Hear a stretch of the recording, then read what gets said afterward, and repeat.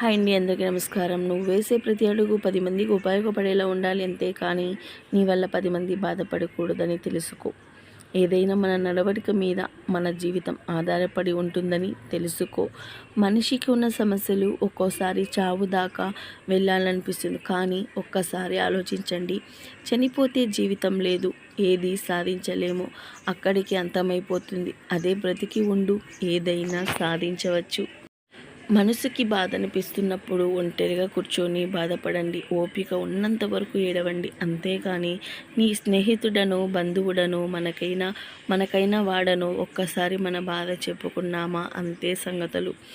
ఇక ఎగతాళి చేసి నవ్వుకుంటారే తప్ప మనల్ని ఓదార్చి మన బాధ పంచుకోరు. ప్రతి మనిషికి ఓర్పు, సహనం జీవితంలో చాలా ముఖ్యమైనవి. ఏదైనా సాధించాలంటే ఓర్పు, సహనం ఖచ్చితంగా ఉండాలి. మన జీవితంలో ఏది ఎప్పుడు జరగాలి, ఏది ఎప్పుడు రావాలి, ఏది ఎప్పుడు పోవాలన్నది కూడా కాలమే నిర్ణయిస్తుంది. ఏది రావాలన్నా ఏది పోవాలన్నా మన చేతుల్లో ఏది ఉండదు. అది ఒక్కటి గుర్తుంచుకోండి, అది మంచిదైనా చెడ్డదైనా. చాలామంది అడుగుతూ ఉంటారు అమ్మాయిలతో, మీ నాన్న గొప్పవాడా, మీ భర్త గొప్పవాడా అని. దీనికి సమాధానం, చిన్నప్పటి నుంచి అన్ని బాగోగులు చూసుకొని మంచి చదువు, మంచి భవిష్యత్తునిచ్చిన నాన్న గొప్పవాడే.